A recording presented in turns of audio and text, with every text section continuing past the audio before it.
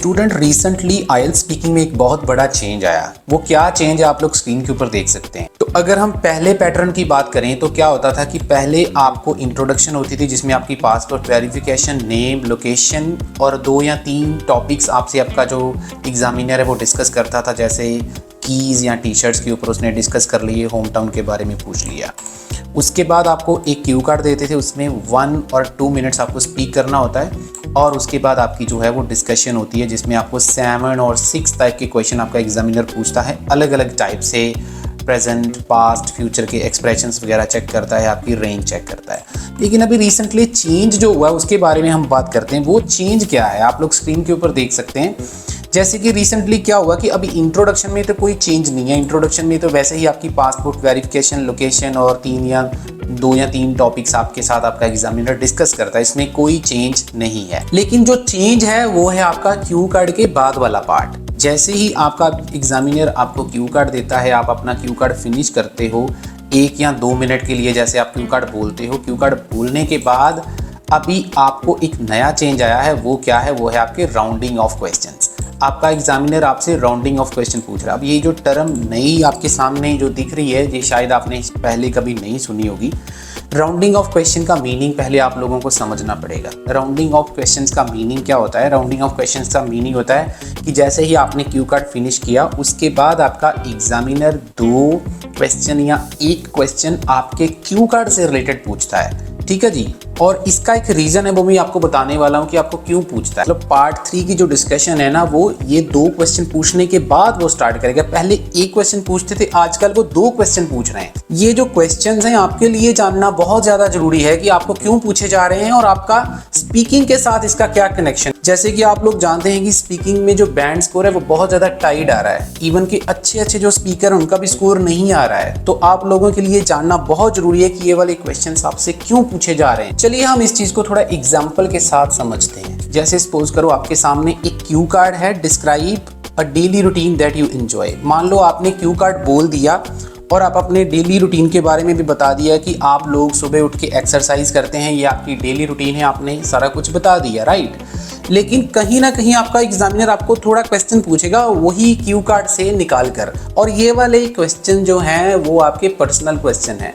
Part 3 के question जो होते हैं ना वो बिल्कुल डिफरेंट होते हैं। पार्ट 3 का मतलब होता है ग्लोबल लेवल के ऊपर आपका एग्जामिनर आपसे क्वेश्चन पूछता है। जैसे वो आपसे पूछ सकता है कि आजकल लोग एक्सरसाइज क्यों नहीं करते हैं, समथिंग लाइक दैट। मतलब ग्लोबल लेवल पे उसने पूछ लिया। लेकिन ये जो राउंडिंग ऑफ क्वेश्चंस है ना, ये वही क्यू कार्ड जो आपने सुनाया है ना, ध्यान से मेरी बात को सुनना, जो क्यू कार्ड आपने सुनाया है उसी क्यू कार्ड में से निकाल के उसने क्वेश्चन पूछा है। तो जैसे आपको एग्जाम्पल दिख रही है, bye whom were you motivated to follow this routine, मतलब किस बंदे ने आपको मोटिवेट किया। तो आपको थोड़ा घुमा के उसने पूछा।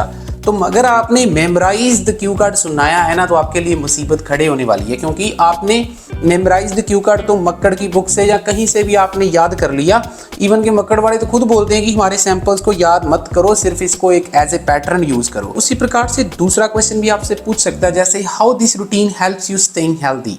अब आपको ये बताना है कि आपको इसके क्या फायदे, मतलब पर्सनली आपसे पूछ रहा है वो कि आपको इसके क्या फायदे हैं। ठीक है जी। उसके बाद फिर आपका जो एग्जामिनर है वो आपकी डिस्कशन स्टार्ट करता है। तो चलिए जाते जाते आपको मैं एक और क्यू कार्ड के बारे में भी बता देता हूं। जैसे सपोज करो आपको उसने क्यू कार्ड दिया, a happy memory from your childhood. आपने सपोज करो जो क्यू कार्ड बोला उसमें आपने अपने फ्रेंड का जिक्र कर दिया, मतलब आपकी फ्रेंड के साथ कोई चाइल्डहुड मेमोरी थी जो आपने उसको शेयर कर दी, राइट। आपने उसको प्रिपेयर किया हुआ था और आपने सुना दिया उसको।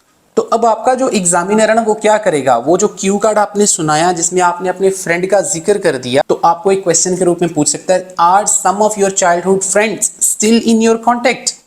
तो आपको बताना पड़ेगा भाई, मतलब सीधा सीधा ये है कि मेमोराइजेशन के ऊपर अटैक हो रहा है। नेक्स्ट क्वेश्चन वो आपसे पूछ सकता है, do you think that memory reminds you of your childhood. मतलब आपसे वो पर्सनल क्वेश्चन पूछ रहा है, राइट। पर्सनल क्वेश्चन, ना कि ग्लोबल लेवल के ऊपर क्वेश्चन। तो अगर आपने कहीं ना कहीं पार्ट 3 को मेमोराइज किया या फिर पार्ट 2 को मेमोराइज करके आप स्पीकिंग में बैठे हो तो भूल जाओ कि आपकी स्पीकिंग में बैंड आने वाले हैं। तो अभी जून और जुलाई में जिन स्टूडेंट्स ने एग्जाम देना ना, उनके लिए लर्निंग क्या है कि उनको नेचुरल स्पीकिंग स्किल्स जो हैं वो अपनी इंप्रूव करनी पड़ेंगी रेदर मेमोराइजिंग कंटेंट। मतलब कंटेंट को मेमोराइज करने की बजाय आपको नेचुरल स्पीकिंग स्किल्स अपनी इंप्रूव करनी पड़ेंगी। अगर वो आप अपनी इंप्रूव करके एग्जाम में बैठोगे तो आपको कोई प्रॉब्लम नहीं है, आपको सारे क्वेश्चन भी समझ में आएंगे। ठीक है जी। और उसके बाद आपके लिए जो है वो अच्छा बैंड स्कोर आप ले सकते हो। लेकिन अगर आप मेमोराइज्ड कंटेंट लेके बैठ गए हो तो आपके लिए भाई खैरियत नहीं है। आपको पता है, आप पूछ सकते हैं अपने फ्रेंड से, स्पीकिंग में बैंड स्कोर बहुत ज़्यादा इस टाइम टाइट आ रहा है। अगर आप लोगों को लगता है कि मेरा चैनल आपकी प्रिपरेशन में कोई हेल्प कर सकता है, आपकी नॉलेज में कोई इंप्रूवमेंट कर सकता है, तो प्लीज़ इस वीडियो को जरूर लाइक कर देना और चैनल को सब्सक्राइब करना मत भूलना अगर आप पहली बार आए हैं। किसी भी स्टूडेंट को ऑनलाइन क्लासेस चाहिए तो नंबर स्क्रीन के ऊपर आप मेरे साथ कांटेक्ट कर सकते हैं। थैंक यू सो मच, मिलते हैं बहुत जल्द नेक्स्ट वीडियो में।